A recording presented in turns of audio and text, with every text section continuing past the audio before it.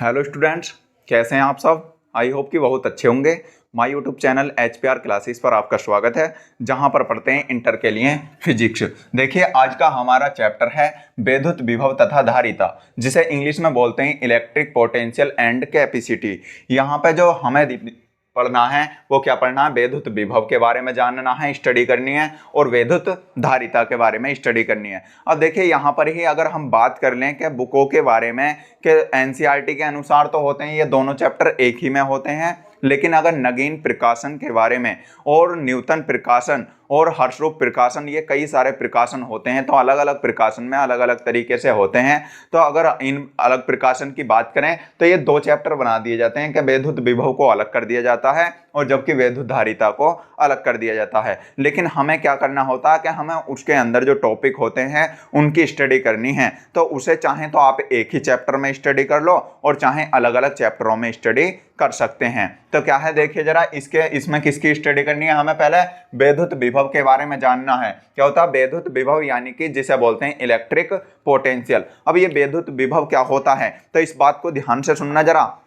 इसका जो फॉर्मूला होता है, तो आपको कुछ याद नहीं करना, रटना नहीं है कुछ भी, केवल क्या याद रखना, B बराबर होता है W/Q0। क्या होता है, B बराबर W/Q0। इतने बड़े माइंड में इतनी सी बात तो याद रख ही सकते हो। देखिए जरा, ये क्या होता है कि B बराबर W/Q0, और W क्या होता है, किया गया कार्य, और Q0 होता है टेस्टिंग चार्ज, यानी कि जिसे बोलते हैं हम परीक्षण आवेश। अब देखिए, अगर आपको ये फॉर्मूला याद है तो यहीं से क्या बना सकते हो, आप इसकी डेफिनेशन बना सकते हो। डेफिनेशन कैसे बन जाएगी, यहाँ पे क्या मान लो, इसे टेस्टिंग जो चार्ज है इसे एकांक मान लो। कितना मान लो, एकांक परीक्षण आवेश को कहां से लाना है, अनंत से लाना है, और विद्युत क्षेत्र के किसी एक बिंदु तक लाना है, और जो लाने में विद्युत बल के विरुद्ध किया गया कार्य है उसे क्या कहते हैं, विद्युत विभव कहते हैं। यहाँ पे अगर टेस्टिंग चार्ज को कितना मान लिया जाए, इफ यदि कितना हो जाए, Q0 बराबर 1 हो जाए, तो यहाँ पे कितना प्राप्त हो जाएगा, B बराबर केवल W के हो जाएगा, क्योंकि एक तो सभी के बटे में होता ही है। तो एक किया गया कार्य किस में परिवर्तित हो जाता है, विभव में परिवर्तित हो जाता है। आशा है कि आपको ये वाली बात समझ में आ गई होगी। दोबारा समझने का प्रयास कीजिए यहाँ पर, कि एकांक धन परीक्षण आवेश को अनंत से विद्युत क्षेत्र के किसी एक बिंदु तक लाने में विद्युत बल के विरुद्ध किए गए कार्य को ही क्या कहते हैं, विद्युत विभव कहते हैं। अब यहाँ पे लिख लेते हैं इसकी डेफिनेशन। देखिए जरा कैसे लिखते हैं, तो केवल ये वाला फॉर्मूला याद रखना है आपको, और यहीं से क्या लिख देते हैं, इसकी डेफिनेशन को लिख सकते हैं। तो यहाँ पे लिख देते हैं, एकांक धन परीक्षण आवेश को एकांक धन परीक्षण आवेश को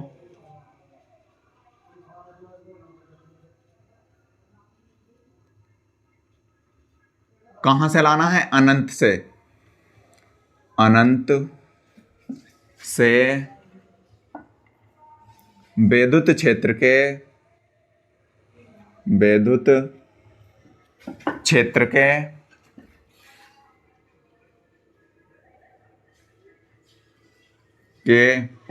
किसी एक बिंदु तक, किसी एक बिंदु तक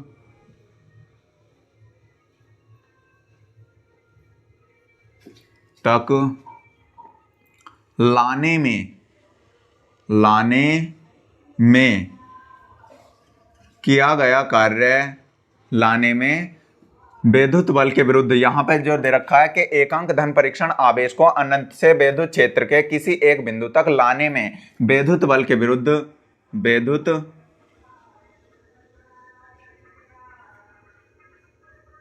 बल के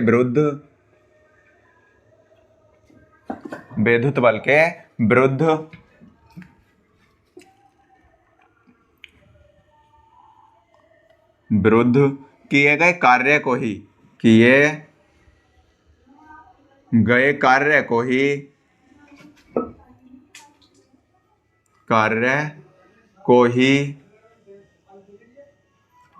क्या कहते हैं, विद्युत विभव कहते हैं। विद्युत विभव कहते हैं।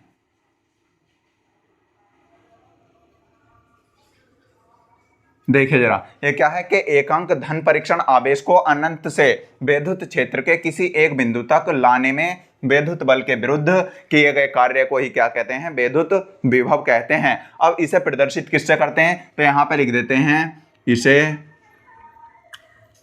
B से प्रदर्शित करते हैं, प्रदर्शित करते हैं।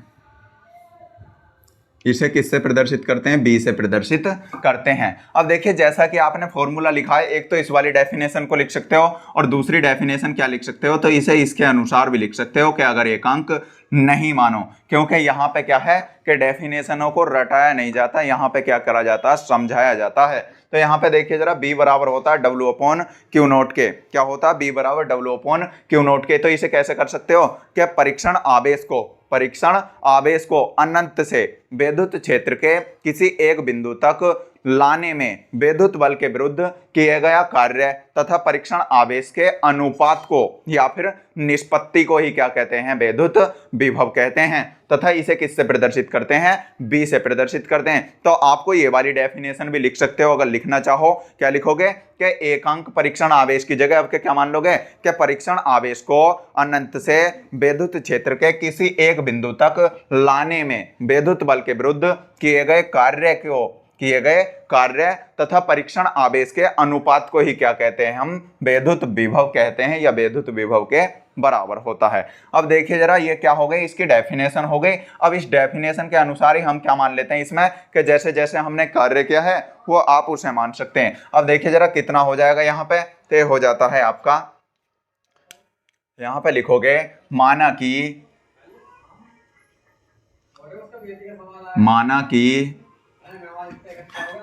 परीक्षण आवेश, माना कि परीक्षण आवेश, और परीक्षण आवेश को किससे प्रदर्शित करते हैं? Q0 से। माना कि परीक्षण आवेश Q0 को अनंत से, कहां से लाना है? अनंत से लाना है। अनंत से वैद्युत क्षेत्र के, अनंत से वैद्युत क्षेत्र के किसी एक बिंदु तक, किसी एक बिंदु तक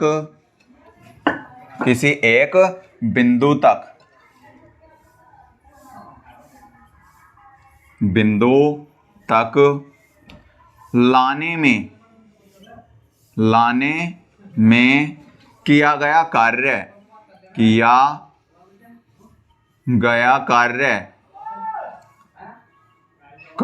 क्या हो? W हो। किया गया कार्य किससे प्रदर्शित करते हैं? W हो। तब वैद्युत विभव क्या हो जाता है? तो आपको अभी मैंने बताया किससे प्रदर्शित करते हैं? इसे B से प्रदर्शित करते हैं। तो B बराबर हो जाता है किसके? B बराबर हो जाता है W/Q0 के। देखिए, ये हो जाता है इसका फॉर्मूला।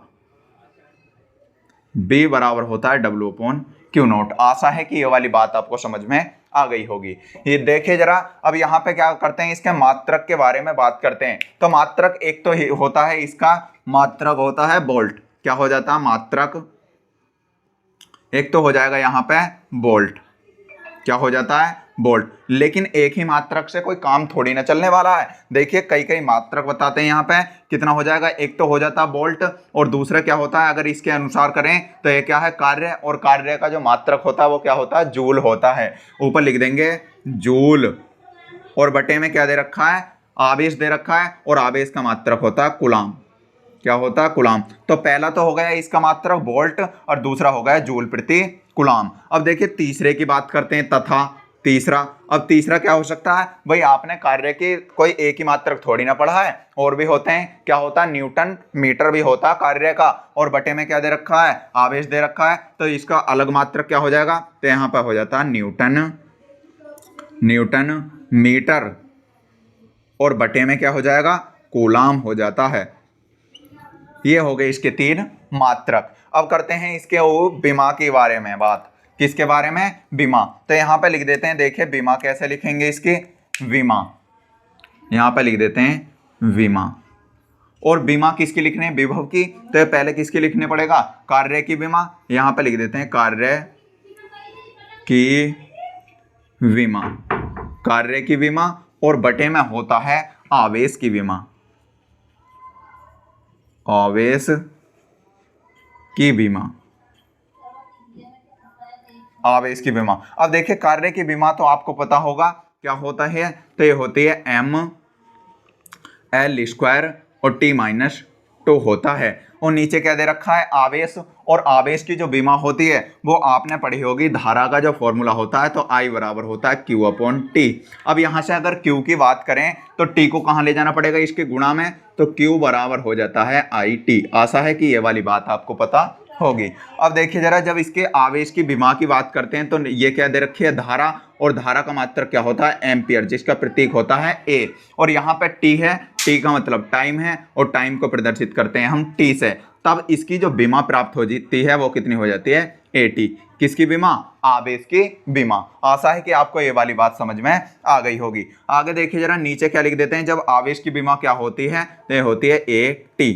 अब इन्हें कहाँ ले जाना होता है, ऊपर ले जाना होता है। जब ऊपर ले जाते हैं इन्हें तो देखिए जरा कितना हो जाता है, ये हो जाता है, जो बीमा नीचे प्लस में होती है वो ऊपर जाके किस में हो जाती है, माइनस में हो जाती है। तो ऊपर तो दे रखा क्या, m दे रखा है, m को ऐसे लिख देते हैं, l का स्क्वायर दे रखा है, l² लिख देते हैं, T-2 है, लेकिन नीचे से एक ऊपर और जाएगी तो कितनी हो जाएंगी, ये नीचे से माइनस में जाएगी तो t की पावर हो जाएंगी -3। और नीचे a है, वो a नीचे है प्लस में, और प्लस में जब ऊपर जाता है तो किस में हो जाता है, वो माइनस में हो जाती है उसकी घात। तो यहाँ पे कितना हो जाता है, a इनवर्स हो जाता है। ये होती है इसकी बीमा। अब इसके बात कर लेते हैं कि ये कैसी राशि होती है, ये कैसी राशि होती है। तो देखिए ये किस पर डिपेंड करता है, विभव जो डिपेंड करता है वो किस पर डिपेंड करता है, कार्य पर डिपेंड करता है। और जब कार्य पर डिपेंड करता है तो इसकी बीमा क्या हो जाती है, राशि कैसी हो जाती है, कार्य कैसी राशि है, अदिश राशि है, तो विभव भी कैसी राशि होगी, अदिश राशि होगी। तो यहाँ पे नोट में लिख सकते हो, नोट, विभव एक अदिश राशि है, वैद्युत विभव, वैद्युत विभव, विभव एक कैसी राशि है, एक अदिश राशि है, अदिश राशि है, अदिश राशि है। आशा है कि आपको ये पूरा बात समझ में आ गई होगी। अगर ये बात समझ में आ गई तो प्लीज़ हमारी वीडियो को शेयर कर दीजिए और लाइक कर दीजिए। चलते हैं अगले टॉपिक पर। देखिए जरा, पहले इसका स्क्रीनशॉट ले लो। आशा है कि आपने इसका स्क्रीनशॉट ले लिया होगा। देखिए आगे चलते हैं।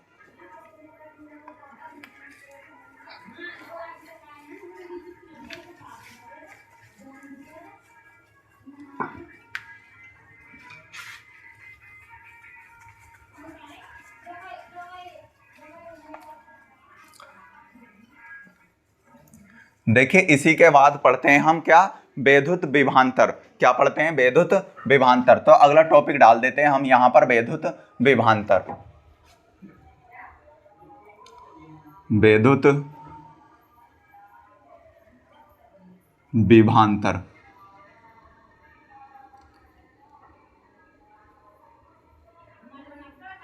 ये होता वैद्युत विभवांतर। इसे इंग्लिश में बोलते हैं इलेक्ट्रिक पोटेंशियल डिफरेंस। क्या बोलते हैं, इलेक्ट्रिक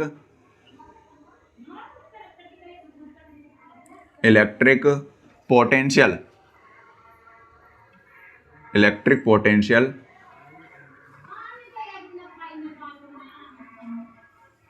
डिफरेंस।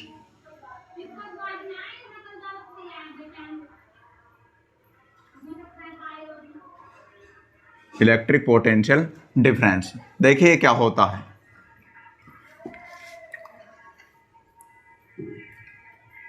देखिए जरा, जैसा कि इसके नाम से ही स्पष्ट है कि वैद्युत विभवांतर क्या होता है, वैद्युत विभवांतर, यानी कि विभव में क्या होना चाहिए, अंतर होना चाहिए। और अंतर कहाँ पे होगा, वैद्युत क्षेत्र में कोई दो बिंदु रखे हुए होंगे, उसमें क्या करते हैं हम, क्या परीक्षण आवेश को अनंत से लाना होता है, किसमें, वैद्युत विभव में। लेकिन इसमें क्या करना होता है, हमें वैद्युत क्षेत्र मानना होता है, और वैद्युत क्षेत्र में कोई दो बिंदु मानने होते हैं, और उनमें से टेस्टिंग चार्ज को, किसे, टेस्टिंग चार्ज को, यानी कि एकांक परीक्षण आवेश को कहां से लाना होता है, एक बिंदु से दूसरे बिंदु पर ठा करके लाना होता है। जैसे कि हमने मान लिया जाए, सपोज कर लें कि क्या है, एक बेधुत क्षेत्र है और इसमें जो स्थित है दो बिंदु हैं ए और बी। यहाँ पे मान लेते हैं ए है और इनका बी है। यहाँ पे जो विभव हैं वो कितने हैं, बी ए, और इसका कितना हो जाएगा, वी हो जाता है। तो यहाँ पे क्या होगा, एकांक परीक्षण आवेश होगा और एकांक परीक्षण आवेश को किसी एक बिंदु से दूसरे बिंदु तक लाने में किए गए कार्य को क्या कहते हैं, विद्युत विभवांतर कहते हैं। अब देखिए जरा इसे लिख लेते हैं। तो लिखते कैसे कैसे हैं, इसका फॉर्मूला आपको याद रखना है। सबसे पहले फॉर्मूले पे बात कर लेता हूं। तो बी ए और माइनस बी वी, और बराबर होता है किसके, डब्ल्यू अपॉन क्यू नोट के।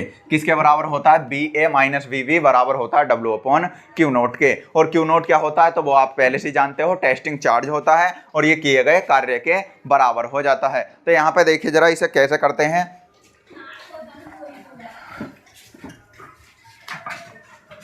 देखिए इसे कैसे लिखते हैं, इसकी डेफिनेशन को। तो यहाँ पे लिख देते हैं कि एकांक धन परीक्षण आवेश को, एकांक धन परीक्षण आवेश को, धन परीक्षण आवेश को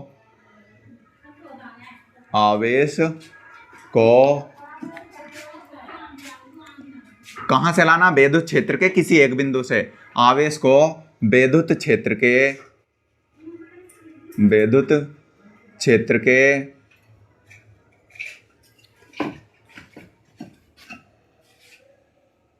किसी एक बिंदु से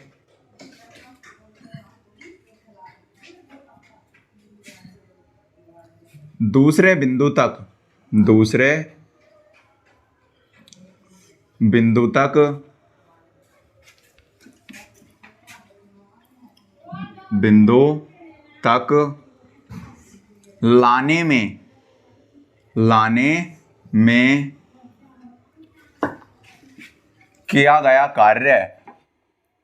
लाने में किया गया कार्य, क्या कहलाता है, विद्युत विभवांतर कहलाता है। किया गया कार्य विद्युत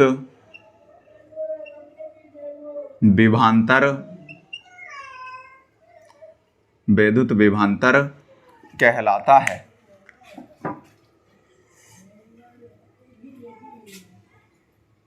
विद्युत विभवांतर कहलाता है। देखिए क्या होता है कि एकांक धन परीक्षण आवेश को विद्युत क्षेत्र के किसी एक बिंदु से दूसरे बिंदु तक लाने में किया गया कार्य ही क्या कहलाता है, विद्युत विभवांतर कहलाता है। उसमें क्या लाना होता है, हमें विद्युत विभव में तो अनंत से लाना होता है किसी विद्युत क्षेत्र के किसी एक बिंदु तक, लेकिन इसमें क्या करना होता है, हमें विद्युत क्षेत्र मानना होता है। और विद्युत क्षेत्र अगर यहाँ पे मान लें ये है। अब इस विद्युत क्षेत्र में कोई दो बिंदु हैं, ये रखा है और एक ये है। इसमें ए बिंदु हो गया ये, और ये हो गया बी बिंदु। इस पर जो विभव होगा वो कितना होगा, बी ए होगा, और इस पर जो विभव होगा वो कितना होगा, वी होगा। अब यहां से क्या कर रहे हैं कि हम टेस्टिंग चार्ज को यानी कि एकांक परीक्षण आवेश को बिंदु बी से बिंदु ए तक लेकर आए, और जब लेकर आएंगे तो उसमें कुछ ना कुछ कार्य करना पड़ेगा। और एकांक परीक्षण आवेश को बिंदु बी से बिंदु ए तक लाने में जितना कार्य करना पड़ता है उसे क्या कहते हैं, हम विद्युत विभवांतर कहते हैं, यानी कि इलेक्ट्रिक पोटेंशियल डिफरेंस बोलते हैं। तो देखिए जरा इसमें लिख लेते हैं, कैसे कैसे लिखते हैं। माना कि यहां पर लिख देते हैं, माना कि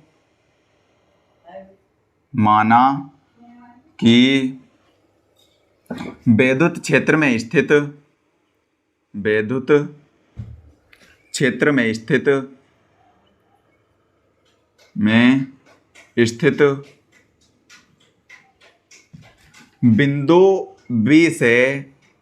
बिंदु बी से परीक्षण आवेश, और परीक्षण आवेश को आप जानते ही हो किससे प्रदर्शित करते हैं, परीक्षण आवेश क्यू नोट को बिंदु ए तक